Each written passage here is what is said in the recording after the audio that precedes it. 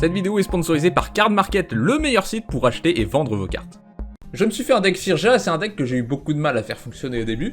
Firja, à chaque fois que vous lancez votre deuxième sort à chaque tour, vous regardez les 3 cartes du dessus de votre bibliothèque, vous en mettez une dans votre main et les restes dans votre cimetière. En fait, j'ai grandement surestimé le card avantage que procurait ce commandant parce que je me retrouvais souvent avec plus aucun sort à lancer. Mathématiquement, j'aurais dû m'en douter, tous les 2 sorts, tu récupères une carte. Forcément, à un moment, tu te retrouves avec plus de cartes. Pour faire fonctionner mon deck, je me suis mis à rajouter des cartes qui comptaient pour 2 sorts, soit qui pouvaient être lancés 2 fois, soit qui lançaient un autre sort. Et je me suis dit, est-ce qu'on peut faire un deck avec que des cartes qui lancent 2 sorts? Et je précise qu'il faut bien lancer 2 sorts, parce qu'il y a des capacités comme Exhumation, où vous lancez pas de sort, c'est juste une capacité activée qui remet une créature du cimetière sur le champ de bataille. Avec Firja, il faut lancer des sorts, donc il faut vraiment que ce soit lancé. Le premier truc qui m'est venu à l'esprit, c'est le flashback. On n'est pas tellement dans les couleurs de flashback, c'est aussi ça la restriction du deck, c'est que 2 couleurs, bah ça fait pas tout, et pour le flashback, il n'y a pas beaucoup de sorts flashback dans ces couleurs, bizarrement, enfin pas beaucoup de bons sorts. Ce qui est bien, c'est qu'on peut se permettre d'en mettre des mauvais, puisque de toute façon, ça va faire piocher une carte. Donc si pour 2 mana, t'exiles 2 cartes d'un cimetière, et tu pioches une carte, tu meules 2 cartes, ça reste sympa. Et l'avantage du flashback, c'est que vu que Firja met des cartes au cimetière en activant ses capacités, alors vous pouvez mettre des cartes flashback au cimetière, et donc avoir accès à plus de sorts. Ce qui est aussi important avec ce deck, c'est d'avoir un maximum de cartes qui se jouent en éphémère, parce qu'évidemment, vous n'avez pas d'intérêt à lancer plein de sorts en un tour. Ce qu'il faut, c'est lancer 2 sorts à chaque tour de chaque joueur. Deuxième capacité intéressante, comme le flashback, vous avez l'échappée qui fonctionne un peu pareil. La différence, c'est que l'échappée, vous devez exiler des cartes pour payer le coup. Et surtout, la carte reste dans le cimetière après avoir été lancée. Flashback, ça exile la carte. Échappée, vous pouvez lancer une carte avec échappée autant de fois que vous voulez depuis votre cimetière, tant que vous pouvez payer le coup. C'est pour ça que Cling to Dust, c'est une des meilleures cartes de mon deck Firja, parce que une fois que c'est dans le cimetière, t'es sûr de toujours avoir un sort à jouer. Il y a malheureusement pas beaucoup de bonnes cartes échappées, il y a aussi From the Catacombs qui est excellente, mais c'est à peu près tout et c'est dommage. Encore un truc qui ressemble au flashback, mais pas tout à fait, c'est Aftermath. Alors là, c'est 2 sorts différents sur la même carte. Il y en a un qui se lance de n'importe où sauf du cimetière, et l'autre qui se lance du cimetière. Dusk and Dawn par exemple, c'est une très bonne phrase puisque ça ne tue pas Firja, ça détruit les créatures de force 3 ou plus, et ça peut même ramener Firja du cimetière dans la main, parce que c'est quand même un commandant qui coûte 5 mana, donc c'est un peu chiant de payer la taxe parfois. Ensuite, pour finir avec les cartes qui se relancent du cimetière, on a des cartes qui ont pas de capacité particulière, juste elles peuvent être lancées du cimetière, comme Ebon Death. Il est bien puisqu'il a flash, comme je vous l'ai dit, il faut jouer en éphémère avec ce deck. Il y a aussi quelques enchantements random qui se lancent du cimetière, quelques créatures random. Ce vampire là par exemple, il est totalement random, on peut le lancer du cimetière si on a gagné des points de vie ce tour-ci. Vu que le commandant a lien de vie, ça devrait être assez facile. Dans le même genre, il y a cette créature qui se renvoie dans la main depuis le cimetière, alors ça fait beaucoup d'investissement pour cette créature pourrie. Mais là pour le coup, on veut pas une créature qui revient sur le champ de bataille depuis le cimetière, puisque ça ce n'est pas lancer un sort, là on peut la renvoyer dans la main pour la relancer. Faut vraiment être désespéré, mais c'est possible. Alors est-ce que vous pensez à d'autres cartes qui lancent 2 sorts à elles seules? Bah, évidemment les aventures. Là pour le coup il y a plein de bonnes cartes aventures, des cartes qui sont vraiment correctes, et il faut privilégier les aventures qui ont un côté éphémère bien sûr. Vous avez Hippogriff qui est une aventure qui permet de protéger le commandant, c'est assez pratique. Il y en a plusieurs qui font de la gestion aussi. J'aime bien Gumdrop Poisoner puisque ça a une aventure pour un seul mana qui se lance à peu près n'importe quand on a envie. Et ça peut être -X, X étant le nombre de points de vie que vous avez gagné ce tour-ci, une fois de plus, le commandant a lien de vie. Et avec le jeton nourriture, vous pouvez mettre -5 si vous faites un petit investissement. On a ce berger qui a une aventure qui renvoie un permanent que vous contrôlez dans votre main, ce qui veut dire que vous pouvez le relancer, donc il compte pour 3 sorts lui. Et alors si vous renvoyez une autre créature qui a aventure, alors ça fait 4 sorts avec une seule carte.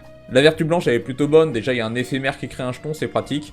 Et l'enchantement en lui-même, il est vraiment fort, ça rajoute des marqueurs +1/+1 sur toutes vos créatures à chaque tour. La vertu noire, un peu moins bien, puisque c'est un rituel, ça reste une bonne carte. Et on a Ghost Lantern avec une aventure en éphémère qui envoie une créature du cimetière dans la main, que vous pouvez donc relancer, lui aussi ça peut compter pour 4 sorts. Ensuite, vous avez pensé aux aventures, est-ce que vous avez pensé aux batailles? Eh ouais, les batailles quand elles sont vaincues, vous lancez l'autre côté, il y en a qui sont pas mal. Il y a l'invasion de Tolvada qui permet de réanimer, l'invasion de Fiora qui est une vrasse. Ah, c'est pas non plus le meilleur type de carte, hein.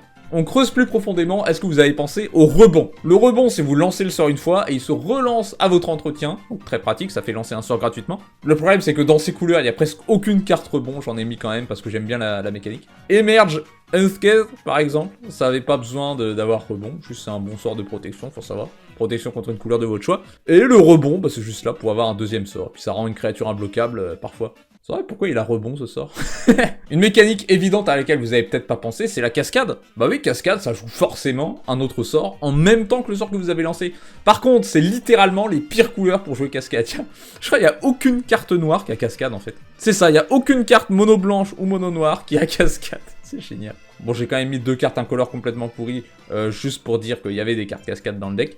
C'est vrai que le commandant aide pas trop avec ses couleurs pour ce challenge. S'il y a cascade, alors forcément il y a son petit frère Découvrir, exactement. Chimile, très bien, c'est un sort que vous lancez à votre étape de fin, vous découvrez, ça lance un deuxième sort. Et puis ensuite, à chacune de vos étapes de fin, ça va relancer un sort, donc c'est une carte qui compte pour une infinité de sorts, techniquement. Trésor enfoui, c'est un trésor pour 2 mana, et vous pouvez l'exiler de votre cimetière pour découvrir 5. C'est un des rares moyens de rampe dans ce deck. C'est pas facile de trouver des cartes de rampe. Et bah je crois que c'est tout pour les cartes qui découvrent, il y en a pas énormément non plus. Après, il y a une mécanique à laquelle vous avez peut-être pensé dès le début. Pensez à une mécanique qui fait qu'une carte peut être jouée un nombre infini de fois. Eh oui, c'est buyback. Vous pouvez payer le coût de buyback en lançant une carte pour qu'elle revienne dans votre main à la résolution. Cette mécanique, c'est évidemment du pain béni dans le deck. Malheureusement, ou heureusement peut-être, il n'y a pas tellement de cartes buyback parce que c'est un peu rompiche comme mécanique. Une fois de plus, il y a des bonnes cartes buyback dans d'autres couleurs. La meilleure dans celle-là, c'est Rikrit the Worthy qui fait une 1-1 pour 4 mana et vous renvoyez le sort dans votre main. On crache pas sur une petite 1-1. Un peu plus subtil maintenant, on a pareil avec des créatures. Imaginez une créature que vous pouvez lancer un nombre infini de fois. Hein, c'est pas facile ça. Est-ce que vous avez pensé à Acerarac l'Archiliche? Si vous le lancez et que vous n'avez pas terminé un donjon spécifique, alors il revient dans votre main et vous avancez dans le donjon. Et vous pouvez le lancer un nombre infini de fois si vous choisissez toujours un autre donjon que celui que vous devez finir. Il y a le Faucon du Cartographe qui est encore un rare moyen de rampe. Lui, quand il tape un joueur qui a plus de terrain que vous, il revient dans votre main et vous allez chercher une plaie. Donc lui, vous pouvez pas vraiment le lancer un nombre infini de fois, j'ai exagéré. Par contre, White Mane Lion, lui, est excellent puisqu'il a flash en plus. Quand il arrive, vous renvoyez une créature que vous contrôlez dans la main de son propriétaire, vous pouvez juste le renvoyer lui-même, le relancer, le renvoyer, le relancer, le renvoyer. Donc lui, pour 2 mana, vous lancez un sort qui ne fait rien, mais un sort quand même. Brightling aussi, pour 1 mana, il revient dans votre main. Il y a un artefact qui fait ça, c'est Batterskull, ça coûte 5 mana, pour 3 mana, vous le renvoyez dans votre main.